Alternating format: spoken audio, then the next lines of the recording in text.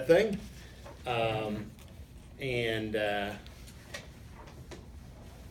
that is the plan for today, to talk about some different ways to make game tries, to define actually what a game try is. And I want to preface our discussion today with something, and this may come across as shocking, but this really is some territory where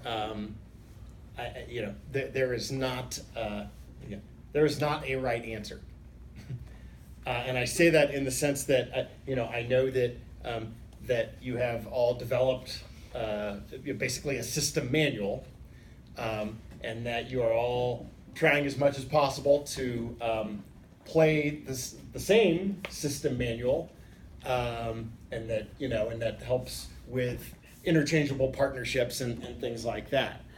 But I will say that one of my concerns is that maybe we're a little too rigid about this stuff, and I actually think perhaps at times to the detriment of your game.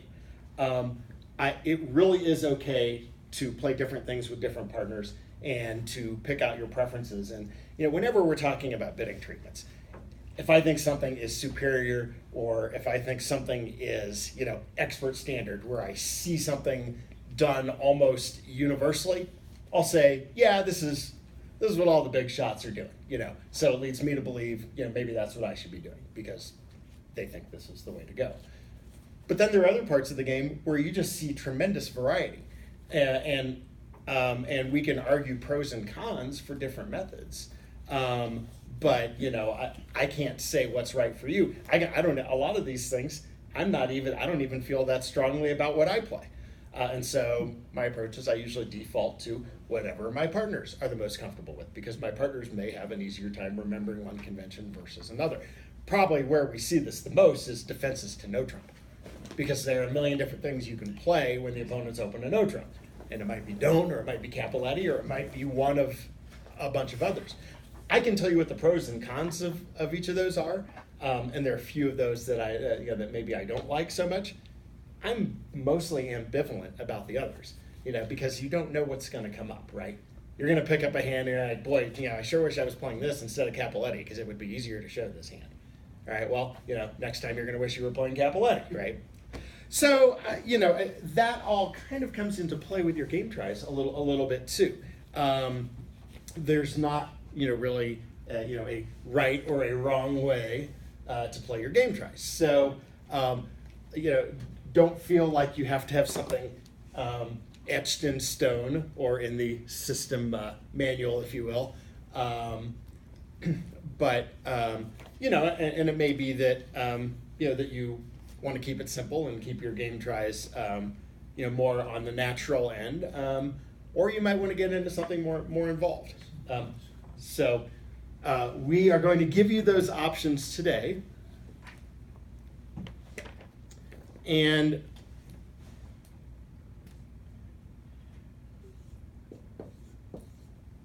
what we are really trying to avoid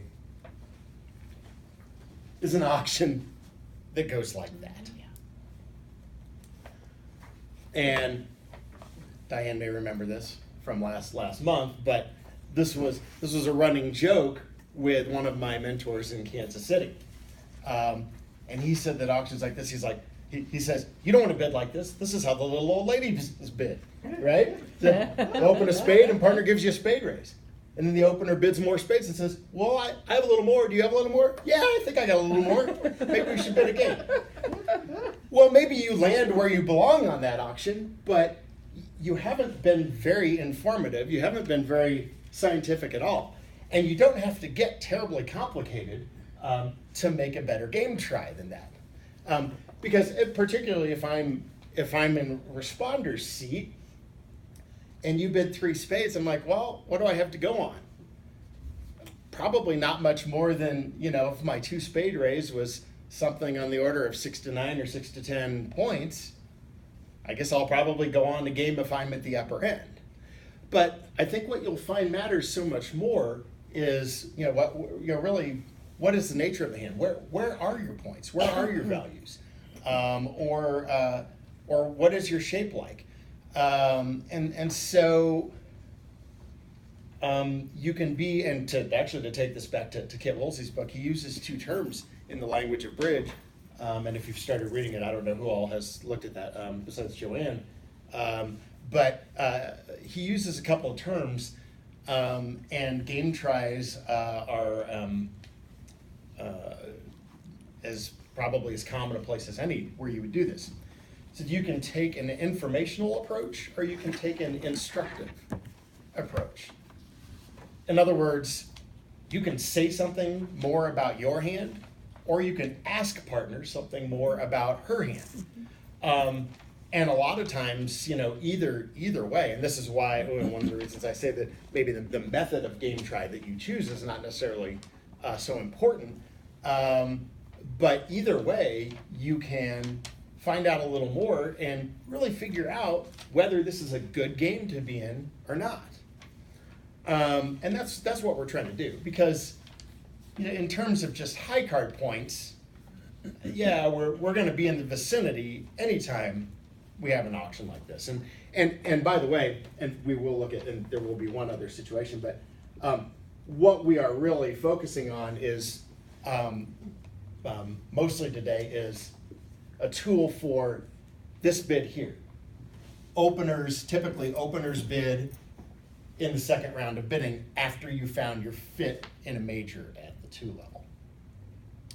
level. Hopefully, if you're not even good enough to make a game try, you're just passing 2 of the major at this point.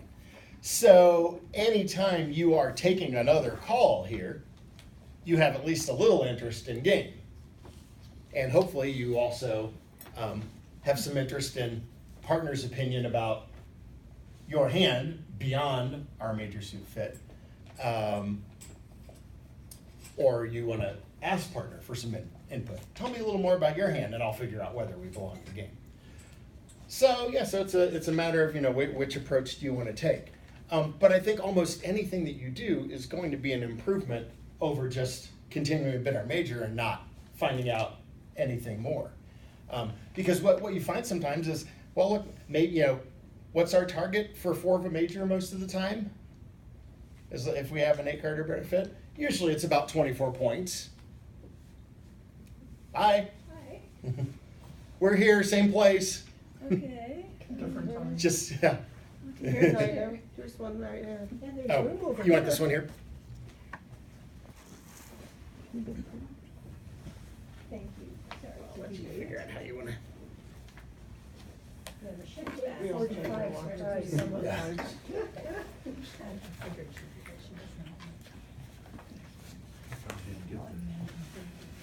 There it is.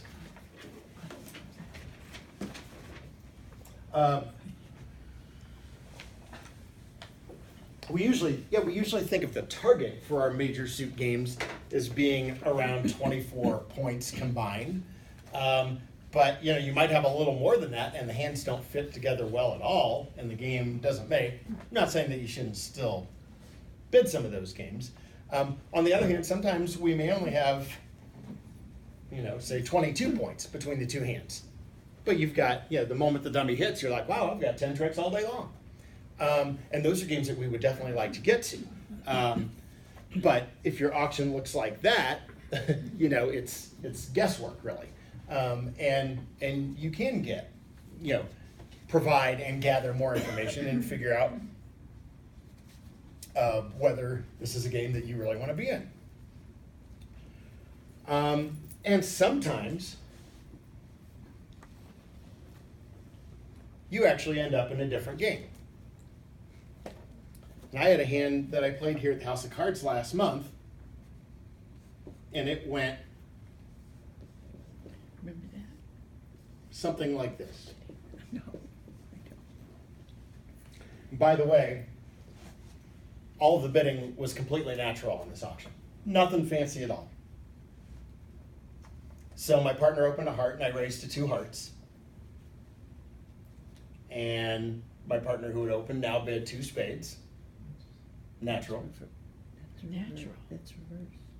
Yeah, I have a 4 card is not a reverse. It's not a reverse. Okay. It does show better than minimum hand, but it's not necessarily reverse. Say some more words. Yeah.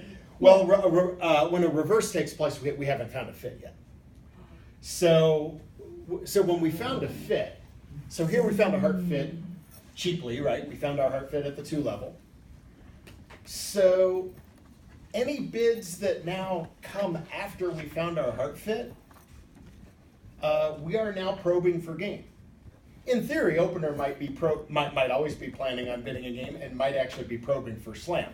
That would be less common, certainly on an auction like this where responder has only shown 6 to 10 points. So a slam try would be unlikely.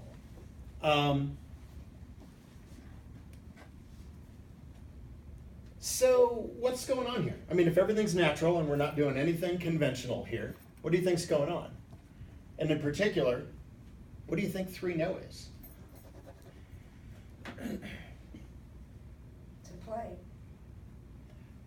It might be to play. It is an offer.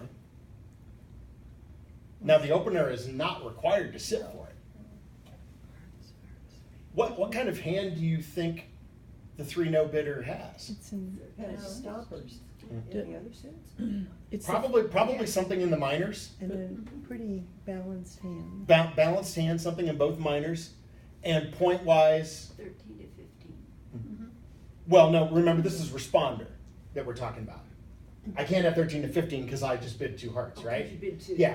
So I'm in the 6 to 10 range, but I'm probably closer to 10 than I am to 6, right? Because if I had responded on a bare 6, remember you can always reject a game try. If I just barely was able to eke out a response, I'm going to retreat to 3 hearts and warn partner, slow partner down and say, hey, I probably don't have the hand you need. But I didn't do that. If I'm bidding 3-no, clearly I am accepting the game try, right? Partner's 2 spades. If partner said, yeah, I've got better than a minimum hand, I'm at least invitational to game. And in 2 spades, and in this case, 2 spades was a 4-card suit and would normally be a 4-card suit. In theory, it could be a concentration of values. It might be partner only has 3 spades, but they were, ace, king, jack, or ace, queen, jack, or, just kind of a, hey, this is where I live. What do you think? Now, here's the other thing about 3-no. That's not unilateral. That's another, I think, mistake that your partner fall in the trap that they're so used to seeing 3-no end auctions that they just pass. In fact, I've made this bid sometimes with students, and they pass so quickly. I'm like, whoa, did you maybe want to think about this for a second first? And like, oh well, you bid 3-no. I thought I had to shut up. I thought I couldn't bid anymore. No, just giving you choices here. So 3-no is not absolutely a closeout. It's, so in this case I'm saying, okay, partner, I'm accepting your game try. I'm balanced. I've got stuff in the minors. From this side, 3-no looks pretty good. You can pass if you want, or if you think we should go back to hearts as our game, you can correct. So, you're giving opener the final choice here. Well, here's my hand. I help responders in.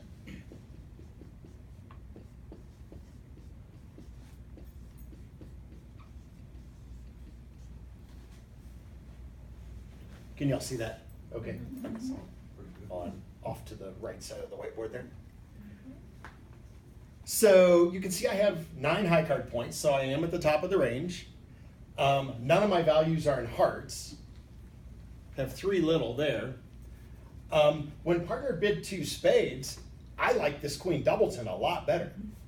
Because that's the kind of thing, that's the kind of dubious holding that would make me say, well, I don't know. I mean, if partner has 2 small or jack doubleton or jack third or something like that, queen doubleton's not a very good holding, right?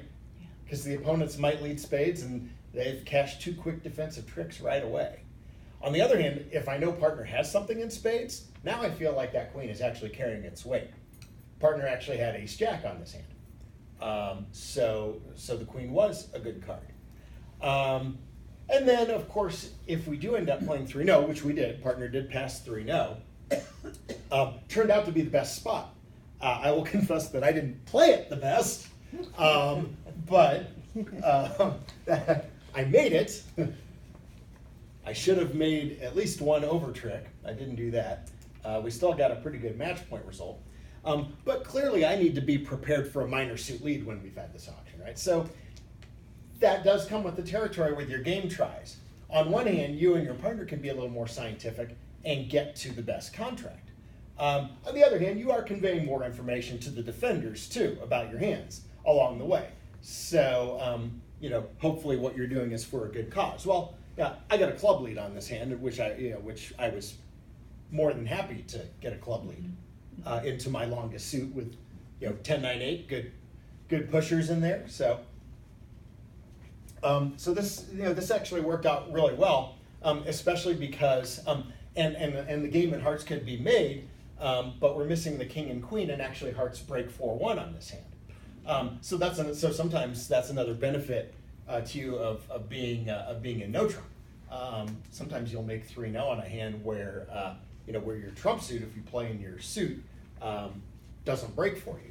So, and if it breaks favorably for you, or if it breaks in a matter where missing honors are in the right spot, they're onside, they're easily finessable, well, that's going to be just as beneficial to you if you're playing the contract in 3-0, right? So, because when those finesses win, you're not giving up the lead, and the opponents aren't attacking your weak suits. So, but this here, and this is getting kind of the first part of what we're going to talk about. I mean, this was just a natural game try, right?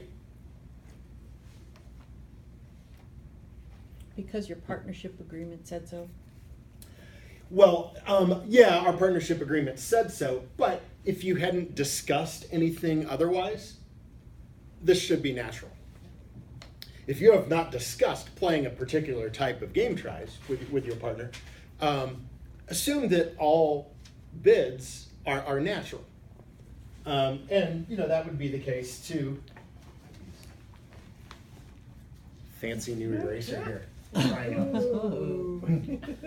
Wow, Yeah. Works great. it's clean. Yeah, this is the tools of the trade.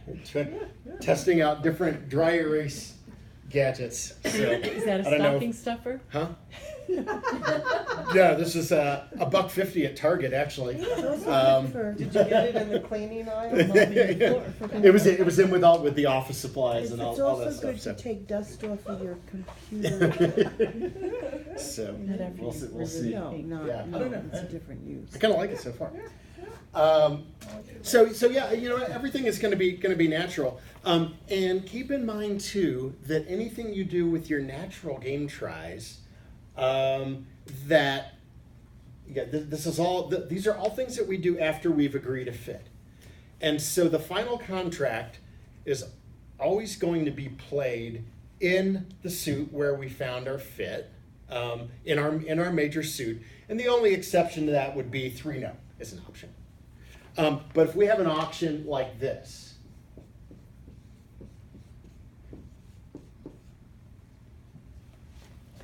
again, absent any other discussion, we found our heart fit, and now opener bids 3 diamonds. Well, what do we know about opener's hand? Well, this should be a secondary diamond suit, right? Probably at least 4 diamonds. Could be a 5th diamond.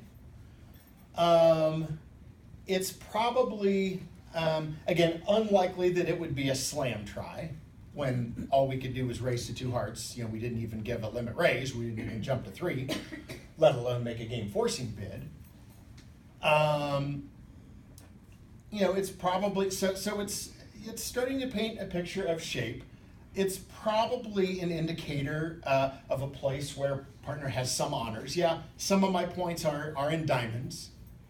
What do you think? So the one thing I would tell you on this auction is that we will never play in diamonds. Responder, even if you have diamond support and you like diamonds, we already found a fit in a major. So at the very least, even if you're not accepting the game try, you're going back to 3 hearts. If you are accepting the game try, you could have jumped to 4 hearts if you feel like you've heard enough. You're like, hey, yeah. Again, what if responder's hand? What if you are at the top of your range and you have queen doubleton or queen third of diamonds? You may not have loved that holding at the time that you bid 2 hearts. Do you like it better now? Now that you know partner has something there? Yeah, I think so. So, you know, this is all just part of your evaluation process, right? You know, you're evaluating. You know, you're evaluating your hand. You know, you can go up and down. You know, with what